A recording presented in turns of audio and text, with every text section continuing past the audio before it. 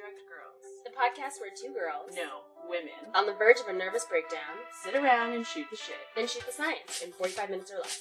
But probably more. I'm Rachel. And I'm Jessica. And we'll be talking all things millennial, sex, relationships, and pop culture. But also the latest science studies and trends, being young women in STEM. And of course, being on prescription drugs. We're a podcast for women, by women. But men can come too.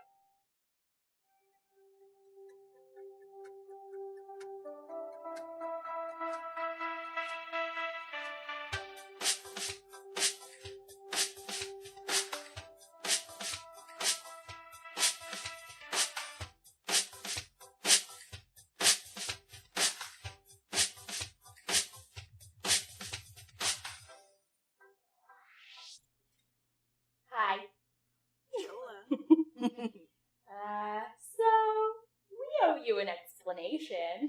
We've been a little MIA for a few reasons. Yes, which we will talk about today. If you forgot, this is Two Drugged Girls, and I'm Rachel. And I'm Jessica. So, where do we begin? Well, okay.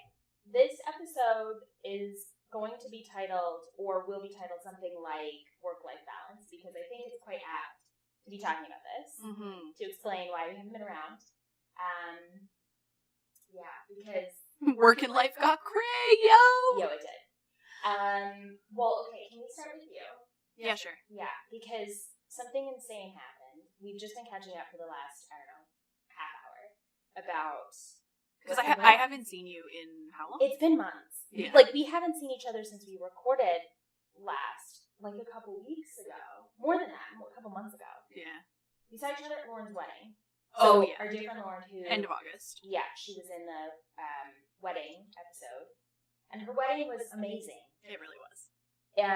Jessica was a bridesmaid, and so she got, like, a totally different perspective. I was a guest with the crazy table. And that was a different perspective. But it was gorgeous. The weather was perfect. It was, like... It went off without a hitch. Yeah. Everything was really magical. I mean, I didn't cry, but I teared up several times because it's one of those things where, like, Simon and Lauren have already kind of been married to me already. In your mind for so long. Yeah, so it wasn't like, oh, look at their lives joining together, this is a glorious... Like, it wasn't like that because their lives have already been together. But they had a moment, oh my gosh, in their ceremony. I hope I'm not talking about it and then I think it's their okay. secrets. I hope it's okay.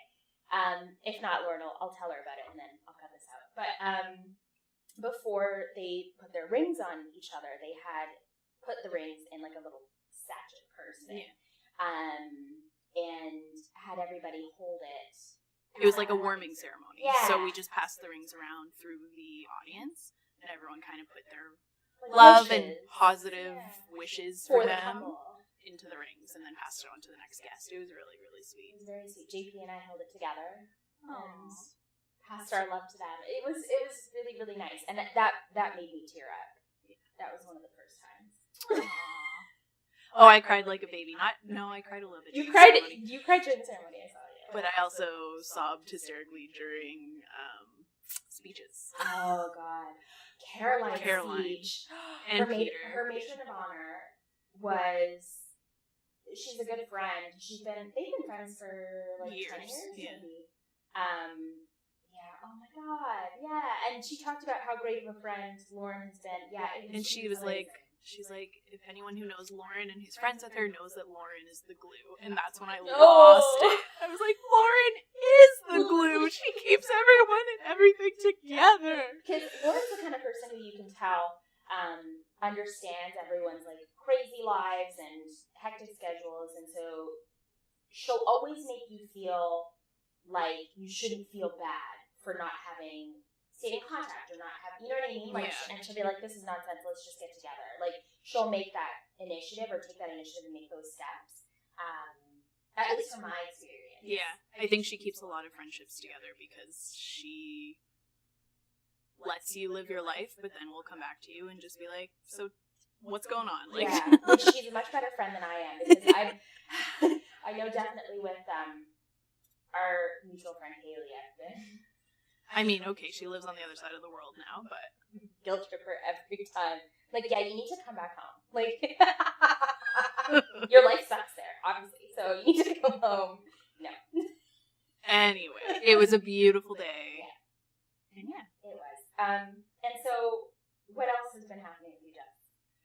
So I had a job over the summer. Yes. And then I basically worked there for like 5 weeks and gave them 4 days notice and went to a competing company. Yeah. So that happened. Well, okay. With like, the new company was giving me full health benefits, which, hello, I need. Yeah. And paying me more. So there was no contest. And I was saying this to you, it's like, you don't owe your old job anything, really. They wanted me to give them 3 months notice before I was leaving. And I kind of laughed and said, and what if I don't? And she tried to intimidate me a bit, but I was like, okay, well, I'm not showing up, so... You don't owe them anything. Like, I get it as a business that they want, you know, the most ideal situation possible, which is that they can find someone to replace you in time and they're not rushed. The thing is, I was a casual employee making minimum wage, and they were just pissed because 3 of us quit within the span of like a week of each other. Right. So Which isn't your fault. It's not my fault. And P.S. treat your employees better. Boom. Roasted. Other than that, actually, I just broke my finger at work the other day, and I am now in like a cast halfway down my arm. Yeah. For my pinky finger that will likely require surgery. Like, it's not, when she said her finger, I was like, okay, maybe there's going to be a splint. Yeah, it's her whole arm. Elbow down. Yeah. Apparently, there's a tumor in the bone, and it weakened it. And so I hit it on the desk at work while I was reaching for something, and it snapped. And the doctor was like, if you didn't have this tumor, like, your finger would not have broken. So... You have the most insane life. I said to her that we need to perform, like, a sage burning ceremony because she has the worst luck. When it comes to health. Yeah. Yeah. Like, in the last, like, 5 years or so, your health problems have exacerbated themselves. It's like, if it's not one thing, it's another. And it's like, we're too young. You're too young. I haven't even hit 30. Yeah. But, yeah, so that kind of sucks. So I'm in this cast for, like, another probably 4.5, 5 weeks. And not to mention then the surgery that you're going to have. Surgery. Yeah. 99% sure I need surgery. So that's been my life. I, like, can't put a bra on. I can't do my hair. Like, my mom has to get up at, like, 6 a.m. and help me get dressed for work. It's kind of embarrassing, but she's been good. Yeah, great on mom, because... Thank God I don't live alone. Yeah. And I told my coworkers, I was like, if my mom happens to go away, like, y'all are going to have to do me up in the mornings before work. Like, I'll do it on my way to...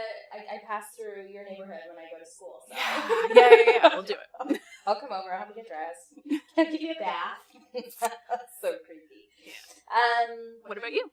So, I kind of had another breakdown, but it's okay. I'm fine. I was working 3 jobs. I was working 2 jobs in the summer and then got a TAing job again in the fall. And so I ended up in September working 3 jobs and being in school full time. And this is the semester where I write my comprehensive exams for dietetics. So I have that on top of my classes, as well as my laundry, as well as a couple other things. I have a lit review and I've got some research on the go. So yeah, so life's crazy. So I quit one of my jobs. A job that I'd been at for like 10, 11 years.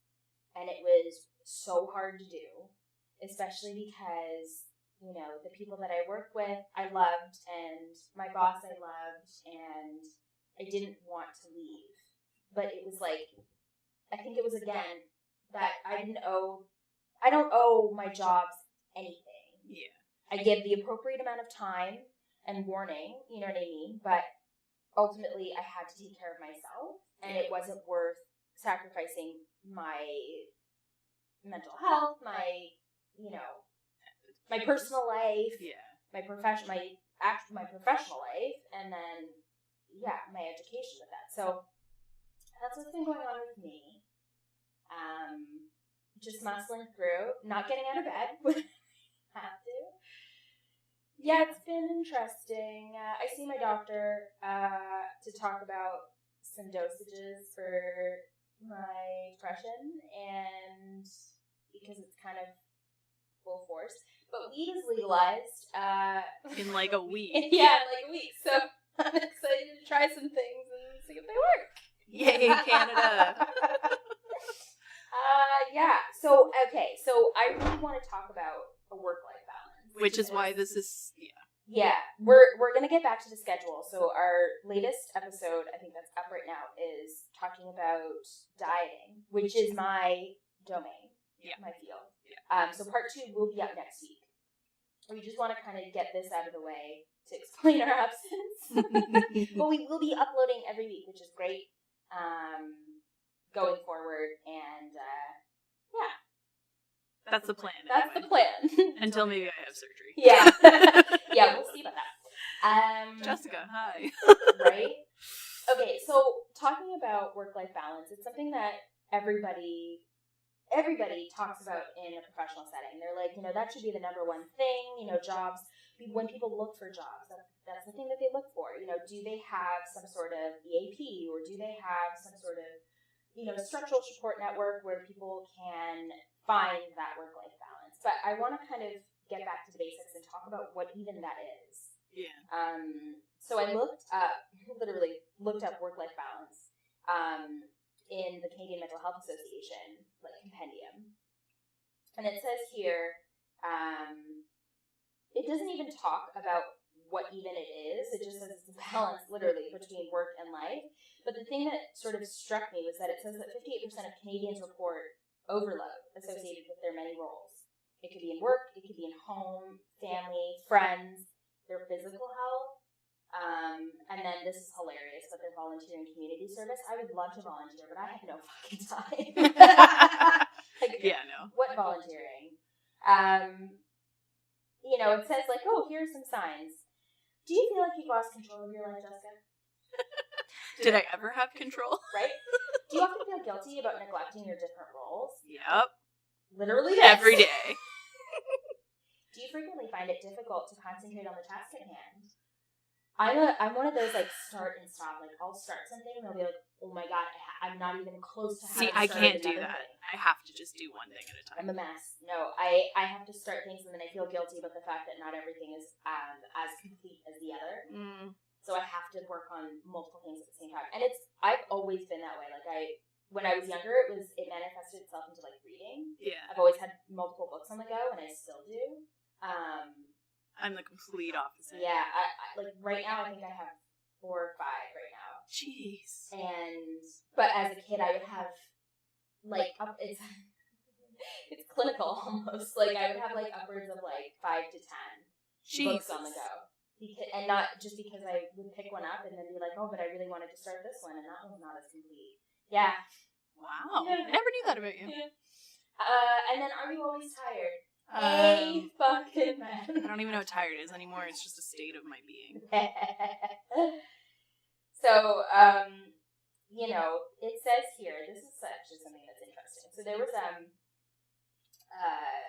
report, I guess, a consumer report or business report actually, from Stevens and Joubert in 2001 that said, the direct and indirect economic burden of mental illnesses in Canada was estimated to be $14.4 billion in 1998. It's only growing. But apparently the work-life balance is good for business. Interesting. Yeah. So this is something that I think almost capitalism hasn't really caught up with. Yeah. This idea that you just have to work, and that if you can't find someone to be as productive, you find someone else. There's always going to be people lined up for jobs. It's no, actually, perhaps you might be more productive with you don't work as many hours. Yeah. Which is something that I think a lot of other countries get right. Yeah, they've adopted the 4-day work week, and people are more efficient when they are working, but they have a longer weekend to or they take a midweek day off. Yes. Oh, if I could have a Wednesday off. A Wednesday off? That would make such a difference. Yeah. Even a half day. Yeah. Right? Because it breaks up your week. Yeah. So this kind of leads me to my next article from the Headhunters. It's a business blog. Okay. And so this post talks about the work-life balance difference between Europe and Canada. Okay.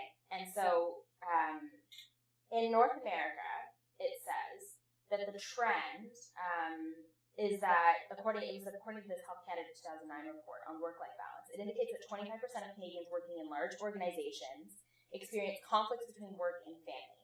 No surprise there. It seems that,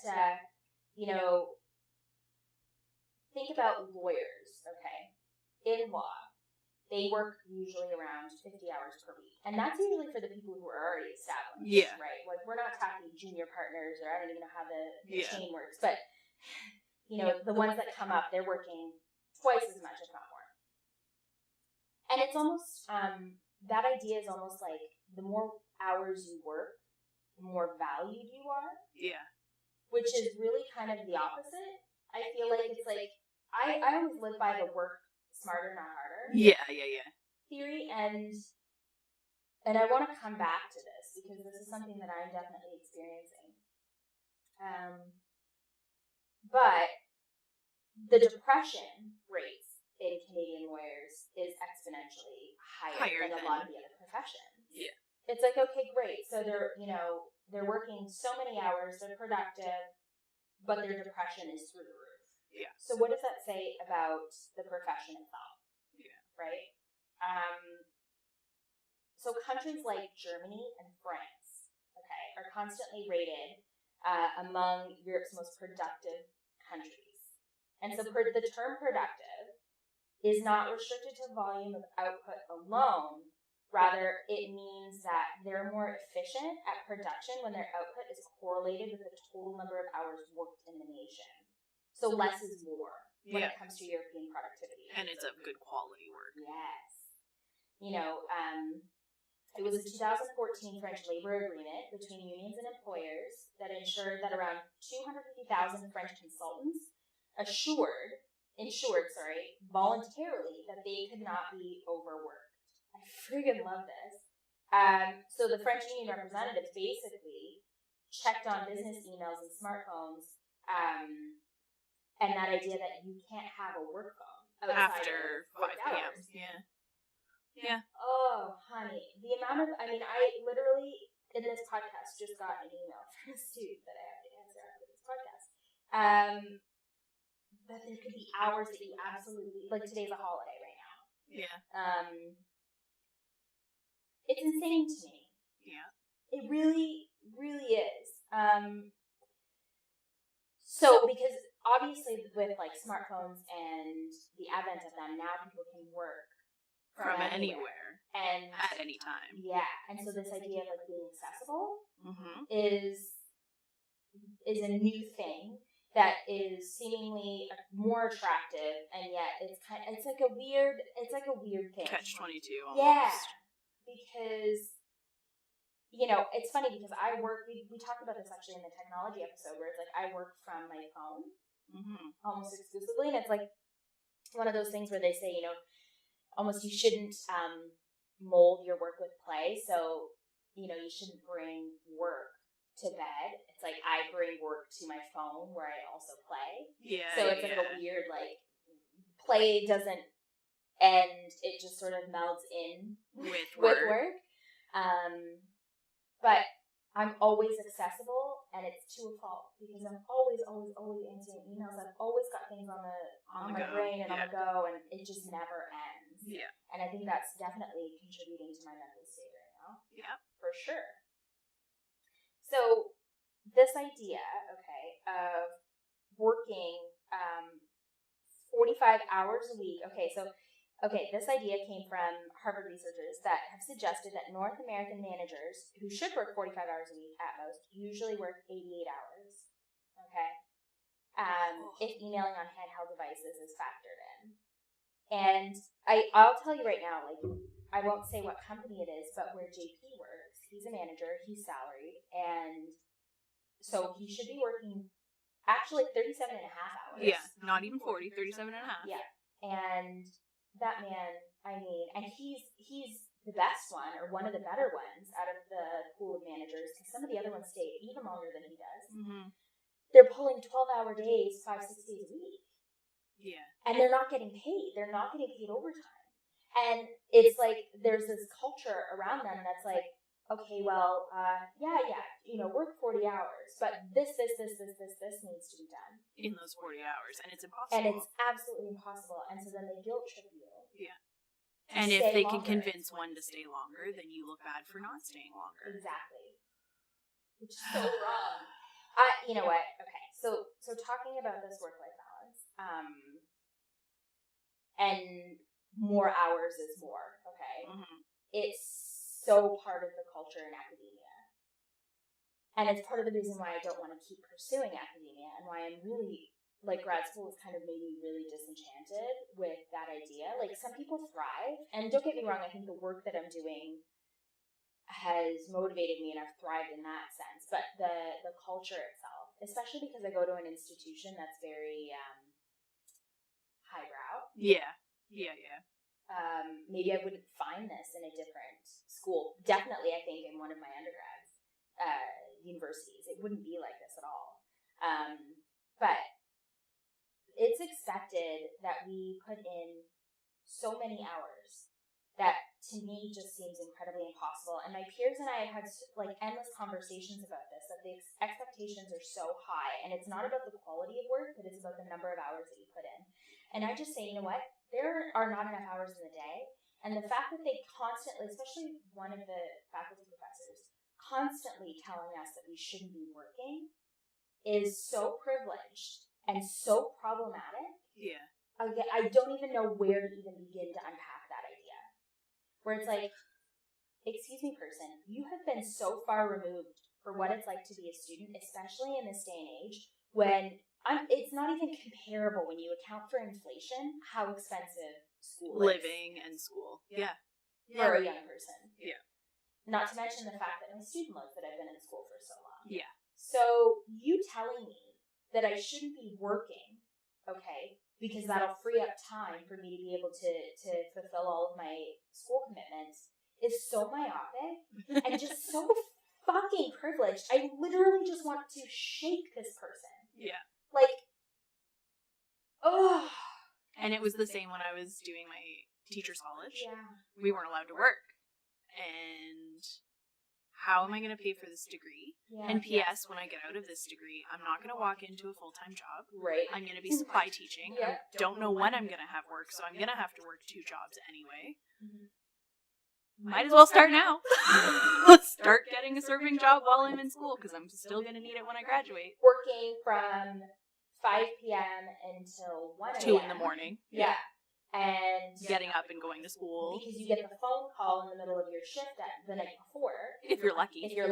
Chances are you're getting it at 6:30 in the morning, though. Or that, yeah. Even worse. Oh, God.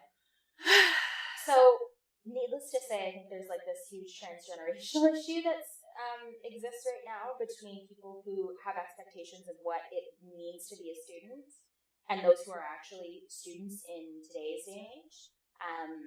And so there's a lot of pressure to be putting the most amount of hours into our workload that are just impossible for some people. Because you know what? There's about 2 or 3 of us out of my cohort of 10 who have jobs. And I'm the only one who works full-time. So everyone else, they're putting in quality work. Yeah. And I'm not. And now I have the same grades that they do. Yeah. However, I'm criticized, I'm telling you, by this, especially this one prof, so much more. She's constantly berating my work. Yeah. Constantly. And I have not ever confided in her about my mental health issues. She's definitely not helping the matters. No. And she's on my case all the time. I just had to hand in a 5-page report on all the things that I missed in a case study that I was working on. Not graded. Doesn't affect my grade. She just wants me to hand it in.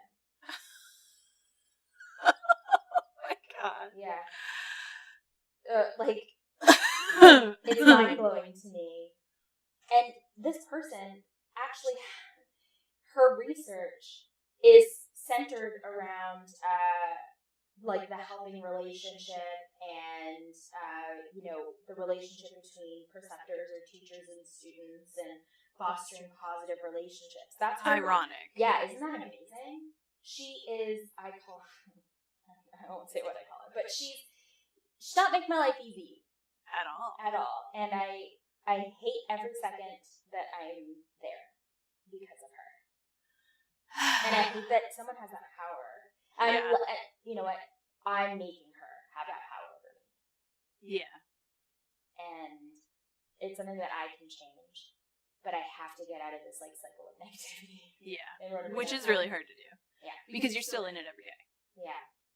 And, like, because my depression's been dipping lower, I see myself, like, just not being able to fight it, and I'm just, like, it's just a slippery, I'm just slipping under. Yeah. It's not a good look. Yeah. I'm a hot mess. Yeah, so that's that article. The more and more I sort of continue in school, I'm like, man, you know, I should just have a job, doing whatever, making minimum wage. I gotta tell you. Yeah. Like, I'm a receptionist. And you're kind of loving it? And, like, I leave work at work for the most part. Yeah. I think there's been one night where, and don't get me wrong, my work is chaotic right now. We don't have a manager. It's a bit of a gong show. There's a transition happening, and it's a little bit of a gong show. And I think my old clinic manager was kind of taking it out on me one day, and that, just because of who I am as a person, I brought home with me. But every other day, I'm like, 3:30, peace! I'll see you tomorrow at 7:30. Like, not a care in the world. It's great. I want that for myself, because you know what? There's so much more to life.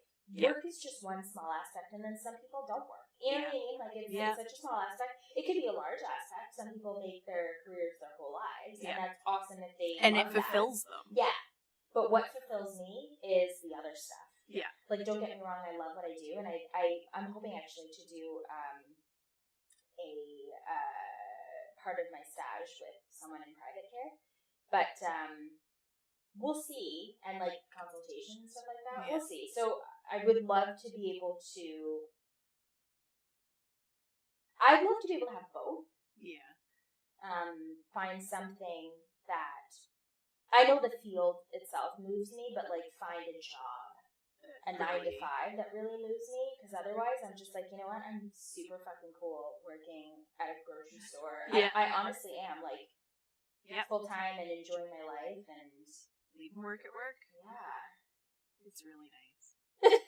And like you talk about like work emails. Like, I run the email at work and like I have access to it, but I don't check it. Yeah, I refuse. Nope, I'll check it at 7:30 in the morning when I start. Because I can't. Yeah. No. And I'm not being paid to check it at home. So. Well, that's just it, right? But here's the thing. Even if let's just say you became salaried. Mm-hmm. It's like there's this weird expectation that you are now being paid to check it outside of work hours, but no. Your salary contract says for those 40 hours a week or whatever it is. Yeah. So if you make those hours during, the week or whatever during the day, then those are the hours that you are available. Yeah. No ifs, ands, or fucking buts. Amen. Yeah. Okay. So. I think we've kind of beat this horse dead because I was gonna then quote this paper that I found in Medical Education Online Journal about stressors that are facing stressors that medical students are facing in the millennial generation. But I think we've kind of already touched on it. This idea that the workforce looks different. Yeah. Than how it used to, and the expectations are higher. And you know what? I've always had guilt that I haven't been. I've always loved to be ever since I started kindergarten, which is in the States like what do they call it? Primary school or preschool or whatever. Yeah, they have kindergarten. I think they do. But literally, since I entered into the school system, I've always been the smart person. Like, I've always been, like, right. A high achiever. Yeah. And I've thrived on that. And I've loved it. I've loved being the kid who got, special homework or extra assignments. And I've always loved impressing people. Geek. It's okay, me too, honey. Me too. Well, that's why I'm feeling comfortable talking about it. So now it's like I kind of see how bullshit it all is. Yeah. Because it's like, why am I creating more work for myself just so that I can impress you? Yeah. Like, what value does that? Like, no. Exactly. And if it's something like, I'll do research if it's something that I see will help, I can learn from it or whatever. Like, that's not the issue. The issue is living up to someone else's expectations when those expectations are literally making me sick. Yeah. And kind of arbitrary. Like, yeah. And so now that I'm sort of nearing the end of grad school, it's like I just, there are some things that I just won't do anymore. And I'm just like, nope. Yeah. Like, too bad. Yeah, this thing that I could do would make me look really great, but sorry, not worth it to me. Yeah, I don't have the capacity right now. Yeah. And that's okay. And it doesn't mean I'm lazy. It means that I am taking care of yourself. Exactly. I am smart enough to recognize that doing this extra thing will push me over the edge, and that I need to take care of myself. Yeah. Yep. Good for you, because a lot of people can't do that. Yeah. And it takes practice. And you do feel guilt sometimes. I feel guilt all the time. Yeah. Okay, so I think we'll end with this Forbes article that says the 6 things that you can do for a better work. Okay. So hopefully this will empower us and empower anybody else going through this issue. Because I think we're all fucked, right? It's always a work of improvement. Yes. So, number 1, let go of perfectionism. Oh! Yeah. That's really hard because a lot of the time it's just entrenched in who you are as a human being. I mean, this article starts talking about how overachievers develop perfectionist tendencies at a young age. Yeah. Amen. And it's all you know. It's all you know. And so it's like demands on school, your hobbies, your after school job, and literally every aspect of your life, your relationships. Be the perfect girlfriend. Yes. Yeah.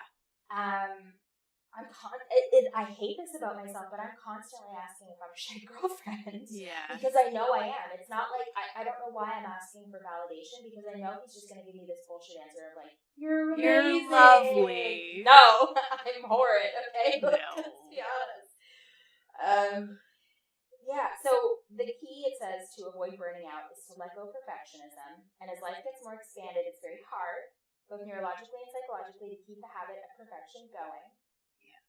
You burn out. Exactly. The healthier option, it says, is to strive not for perfection, but for excellence. And still gives me a bit of anxiety. You're only human.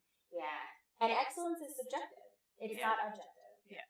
So you're trying your best, and if it's not good enough for someone, then that's their problem. They can go elsewhere. Yeah. Poo-poo on you. Okay, number 2 is unplug. Ooh. I have no problem with this. I love not having my cell phone. Yeah, you're the kind of person who camps, though. I'm not like I can that. go camp. I can go to a cottage for a week and not have electricity, and I am over the moon. What do you do? I read. I listen to nature. And? Sleep. Play cards. Stare at the fire. Cook. It's actually really nice. You need to take me. I do.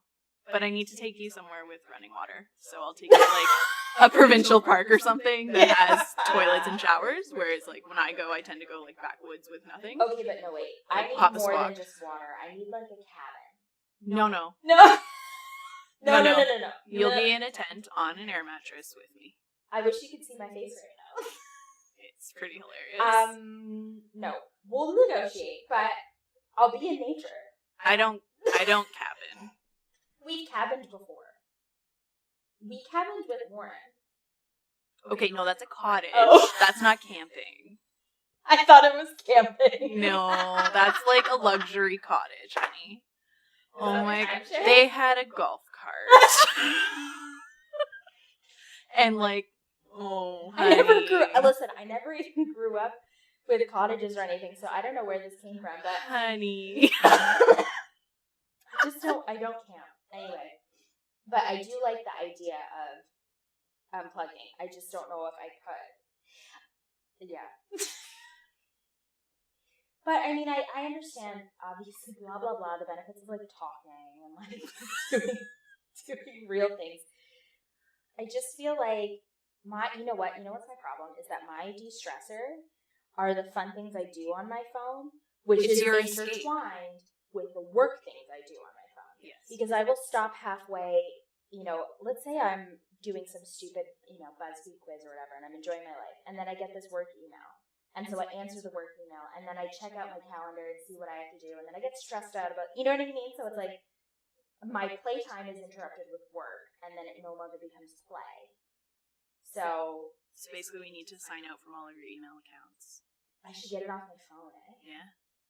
Wow. That concept is wild.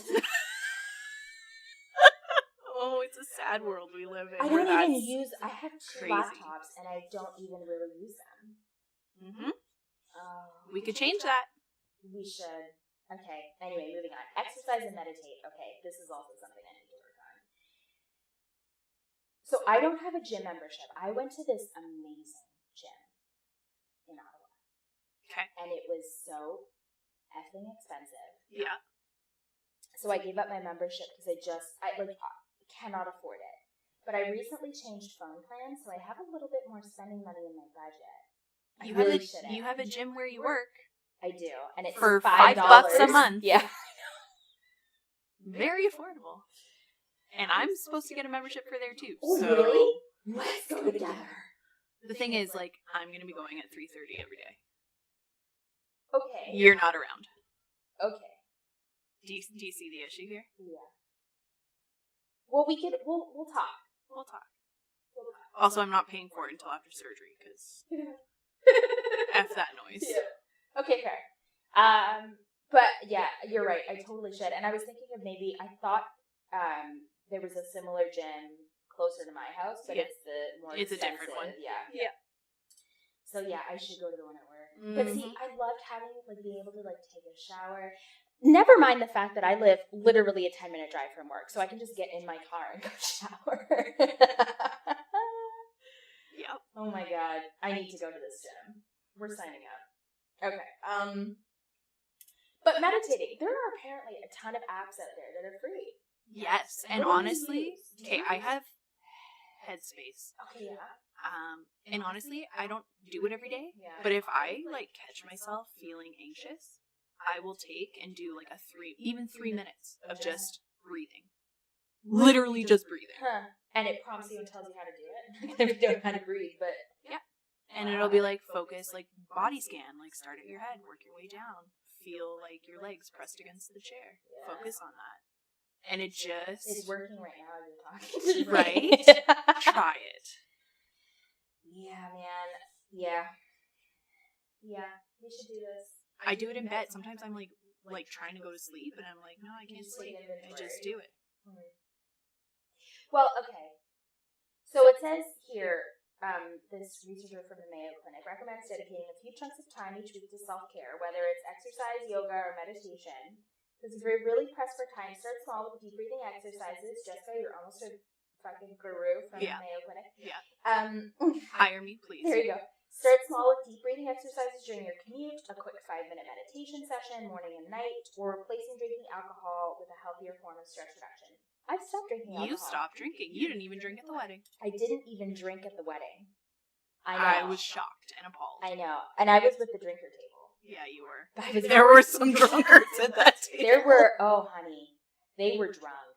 They drank all of the alcohol at that wedding. Yeah, I didn't drink, and I felt amazing. Yeah. It's not for me anymore. Yeah. Which is... You're on my bandwagon. I know. I have a beer a couple times a year. That's about it. Yeah. Well, lately, actually, we've been getting into non-alcoholic beers. Okay. And maybe I should give you one if you want to try one. Mm-hmm. Because it's from President's Choice, actually. And they have a blonde lager and a red. Okay. Both are great. I like the blonde because it's a little lighter tasting. Yeah. But it tastes exactly like it. My dad used to drink Excel. I think awful stuff. Really? Awful. I've never tried it. Non-alcoholic beer. Yeah. Yeah. I think you can get it at Metro. Oh, okay. You said Metro and you lost. Yeah. I'll send you one. I'll send one home with you. So, okay. The next one. We're almost there. Limit time-wasting activities and people. Ooh. and people. I'm a time waster. Me too. I enjoy wasting time with other people. Yeah. So that's tough for me. I should be studying right now.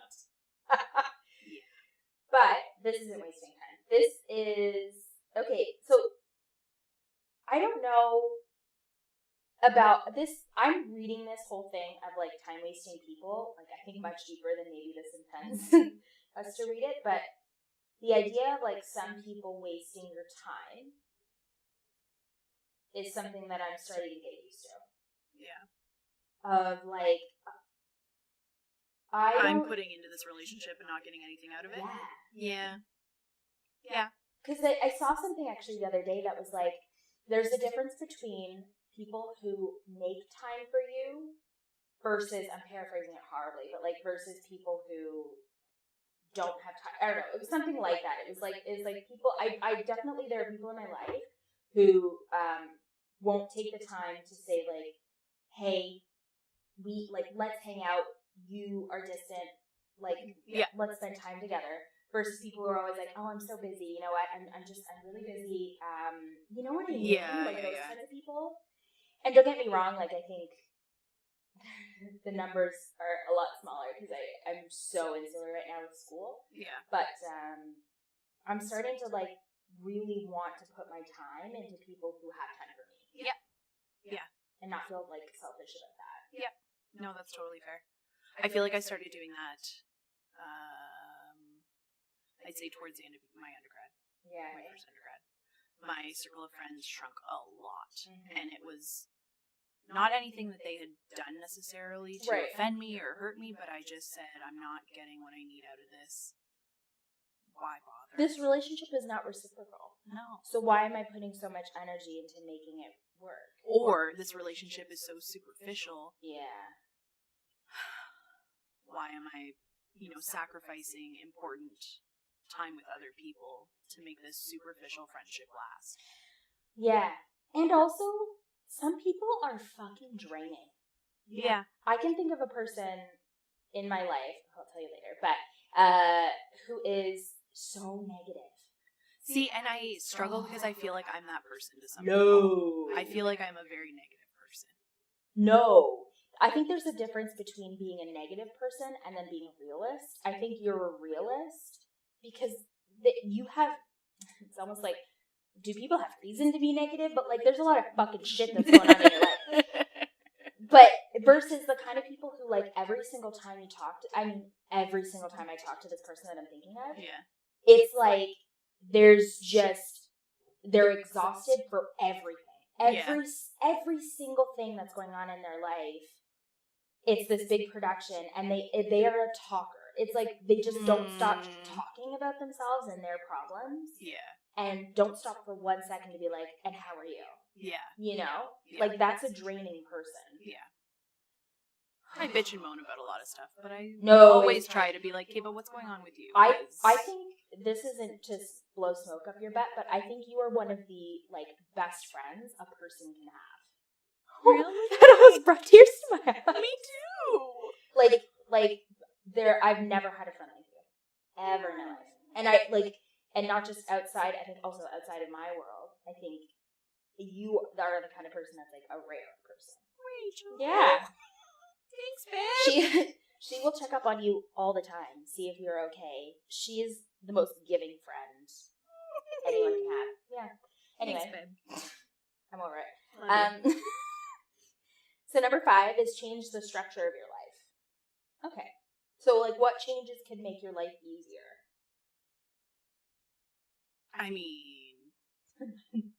Can I just quit my job and school and win the lottery? Go live off the land on a foreign island? Yeah, I don't, like, easier in what sense? Right? Well, they're saying things like,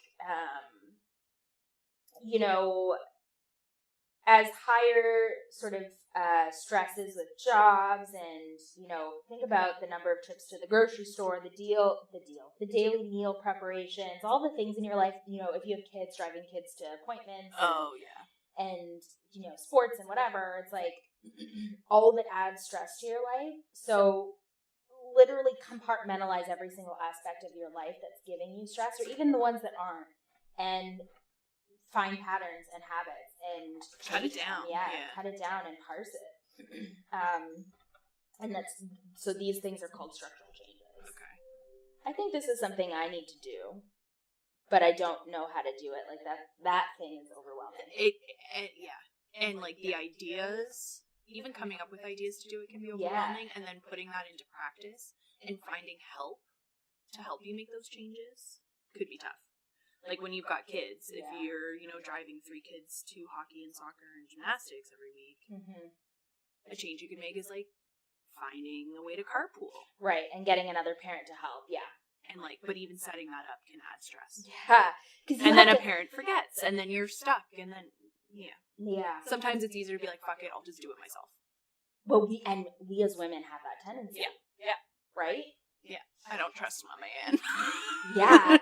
Even today, I woke up this morning, which is a terrible habit, but I woke up this morning, I opened up Facebook, and I saw in one of the groups that I'm in, a woman posted about how to get, this is disgusting, but it's so true, it's life, but how to get that hair grease smell out of your husband's pillow.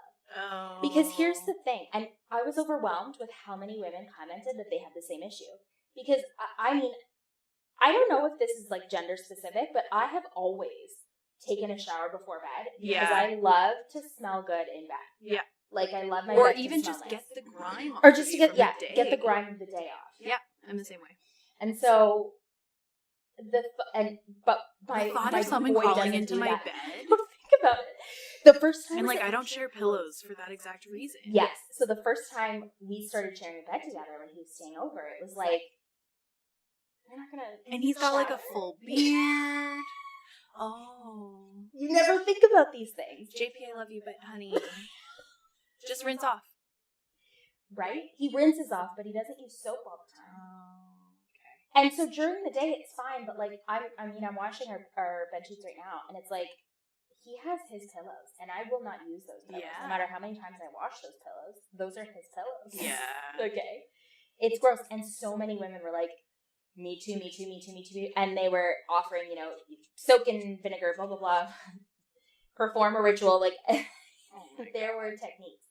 And so, I don't even know why we're talking about this, but this idea. I said something about, I don't trust my man to do it. Oh, of women just doing it themselves. Yeah. So we have to do everything from washing pillows to, because they would not, how many men would wash their sheets? Oh, twice a year, maybe. Because somebody told them they had to. And probably because they were having a little fun. Or something, yeah. On their sheets there. I mean. Yeah. Yeah. Ugh. It's disgusting.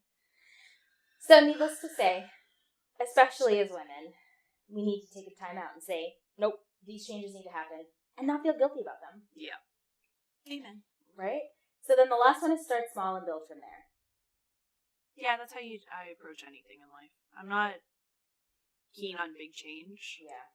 Just make little baby steps. Which I'm working on. Yeah. Because it's hard. It really is. Okay, well, I think that's our show. Okay. A lot longer than I thought it would be. It was a good to jump back in. Yeah. To talk about all the reasons. This was kind of draining, but in a good way. Yeah. To talk about all the reasons why we've been neglecting this show. But we will be back next week, I promise, with part 2. And part 2 is real good, real interesting. Yeah. I promise we won't stick to the keto craze. Although I'm sure we're going to revisit it another time. Oh my God. We can't not. We can't not, yeah. Anyway, stay cool. Don't break any fingers. Breathe. Do some meditation. Exercise. And start small. See ya. Bye. Thank you for listening to the Two Drugged Girls podcast with Rachel and Jessica. This podcast has been brought to you by no current sponsors, so connect with us at twodruggedgirlspodcast@gmail.com. Subscribe to our podcast on SoundCloud and leave us a review. Don't forget to catch our next episode. Stay cool. Bye.